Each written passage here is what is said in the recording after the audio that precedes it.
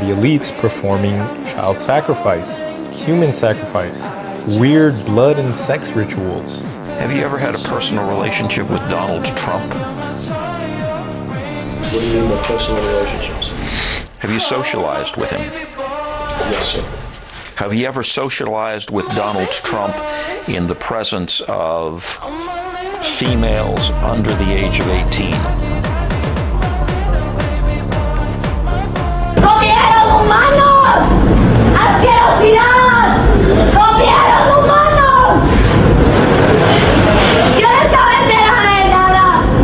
Que había, o sea, los asesinatos sí, pero que habían comido humanos. ¡Humanos! You already know why you're uncomfortable. I'm just going to say it out loud in the language your own mind has been avoiding.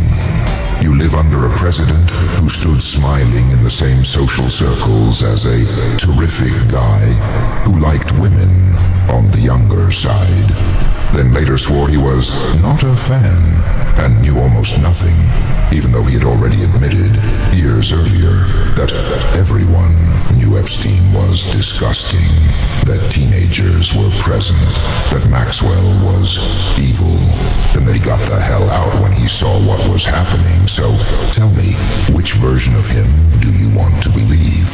The one that protects your illusion of safety, or the one that forces you to admit you've been lied to for years? You think Trump's administration was going to hand you the whole truth in one clean dose, but instead, they helped stage manage a slow, suffocating release. Millions of pages, oceans of ink, a historic transparency that somehow still hides entire names behind black bars, censors lines in one place and accidentally exposes them in another, and wraps everything in lawyer language so your brain gets tired before your anger gets organized. That's not justice. That's psychological warfare. They know how your mind works. Flood you with data, bury the signal in noise, let you latch onto one or two famous names so you feel informed. While the deeper pattern, that Epstein was an interface for an entire class of powerful patrons, politicians, royals, billionaires, professors, lawyers, and philanthropists, passes right under your conscious radar. You're supposed to pick a side. Trump, the heroic outsider who cut ties when he saw something off, or Trump, the innocent bystander who barely knew the man. And whichever story you choose, you still end up worshiping a man who sat close enough to see the rot and then pretended he was blind. That's psychological mirroring. He reflects your desire to feel like you backed the good, strong man. I didn't know. I'm not like them. I'm not a fan. So you don't have to confront the fact that your champion was standing on the same floor as the monsters you claim to hate.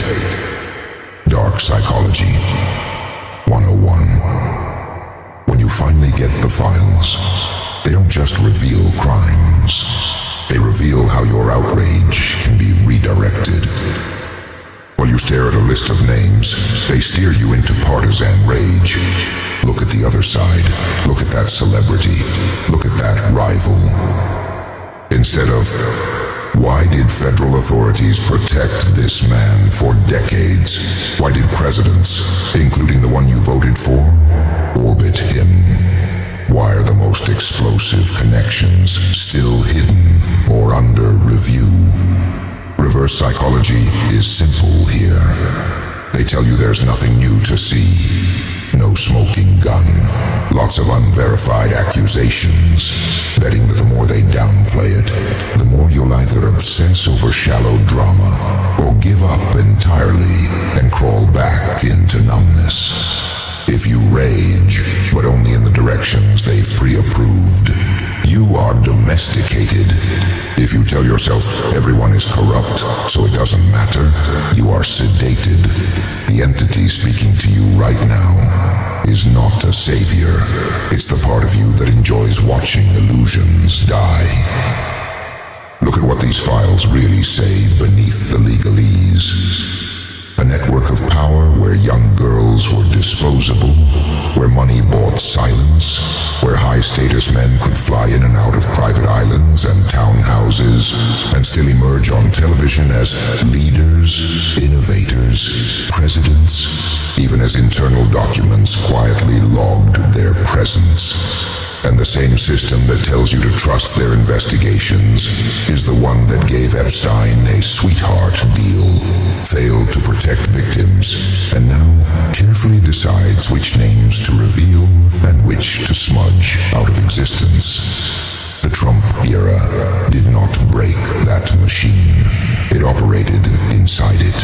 He ranted about draining the swamp while benefiting from the same elite protection patterns that keep your heroes clean and your enemies dirty in the public record. And you were given a script where Trump is either the lone warrior against pedophile elites or completely unrelated to them. Both scripts designed to prevent you from asking a simpler, more terrifying question. Why do these circles even exist? And why do they keep surviving every scandal? You like to think you'd never go along with something like this, but psychologically you already have. You scroll, you joke, you argue about which party is worse. You meme Epstein's death, and you forget that real bodies, real children, real memories are buried under those redactions.